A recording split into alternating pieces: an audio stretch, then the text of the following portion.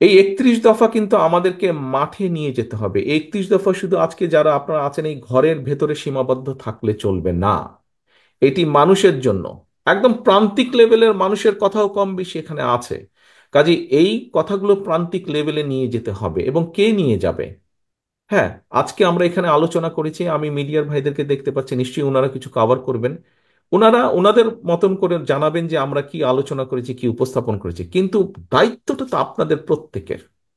দায়িত্বটা আপনাদের প্রত্যেকের। এখানে সভাপতি সাহেব একটু আগে বলেছেন, ওনাদের সাথে আমার এর 2 দিন আগে বৈঠক হয়েছে, কথা হয়েছে, আমরা কর্মসূচি গ্রহণ করেছি, নিশ্চয়ই আপনাদেরকে জানিয়েছেন অথবা জানাবেন। এটি আজকে বিভাগীয় নেতৃবৃন্দের সাথে করেছি আমরা, জেলার নেতৃবৃন্দের সাথে করেছি আমরা, উপজেলারও থানারও নেতৃবৃন্দ এখানে আছেন। কিন্তু আপনাদেরকে আপনারা 5 জন এসছেন এখানে, 3 জন 4 জন বা 5 জন আপনারা এসছেন, কিন্তু আমাদের তো আরো শত শত হাজার হাজার নেতাকর্মী রয়ে গিয়েছে। তাদেরকে জানাতে হবে, কারণ তাদেরকে যদি আমরা না জানাতে পারি তাহলে লক্ষ কোটি মানুষকে আমরা জানাতে পারবো না। এক কথায় যদি বলতে হয়, আপনারা, এক কথায় যদি বলতে হয় মানুষের সামনে কিভাবে নিয়ে যাবেন, মানুষের কাছে এটিকে কিভাবে আপনারা নিয়ে যাবেন, তাহলে বলতে হবে আমরা জনসভা করে মানুষকে এটি বলবো না, বরং আমরা ছোট ছোট ছোট ছোট উঠান বৈঠক করব।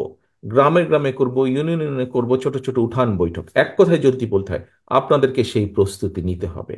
আপনাদেরকে উঠান বৈঠক বলতে যেই কালচারটি আমাদের রাজনীতিতে আছে, আমাদের দলের নেতাকর্মীরা বিভিন্ন পর্যায়ে বিভিন্ন সময় করে থাকেন, সেই উঠান বৈঠকের প্রস্তুতি নিতে হবে। মূল দলের নেতৃত্বে অঙ্গ সহযোগী সংগঠন সকলে মিলে ভাগ হয়ে টিম টিম করে আপনাদেরকে যেতে হবে।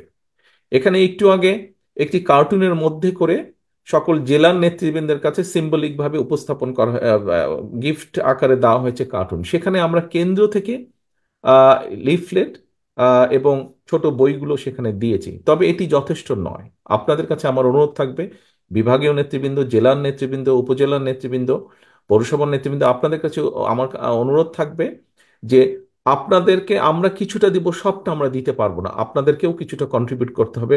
আরো যেগুলো লাগবে দয়া করে আপনারা সেগুলো প্রিন্ট করে নেবেন। তবে প্রিন্ট করতে গেলে স্বাভাবিক কিছু ভুল হতে পারে, ভুলটি যাতে না হয় সেই জন্য আমরা বিভাগীয় নেতৃবৃন্দের কাছে আমরা ওটা সফট কপিটা দিয়ে দেবো, যাতে সহজেই কোনো ভুল ত্রুটি ছাড়াই আপনারা প্রেস থেকে ওটা প্রিন্ট করে নিতে পারবেন। এখন প্রিয় সহকর্মী বৃন্দ, এখানে অনেকগুলো প্রশ্ন এসছে। আহ আপার হাউসে যারা আছে, খুব সম্ভব ওখান থেকে আমাদের তিতুমির কলেজের বোধহয় একজন ছাত্র, সে তার একটা কথা বলেছিল। তার কথার সাথে কম বেশি কিছুটা আমি একমত। 2 দিন আগে আমরা যখন ফর্মালি রিলঞ্চ করেছিলাম এই 31 দফাটিকে ঢাকার একটি হোটেলে, সেখানে আমি একটি কথা বলেছিলাম।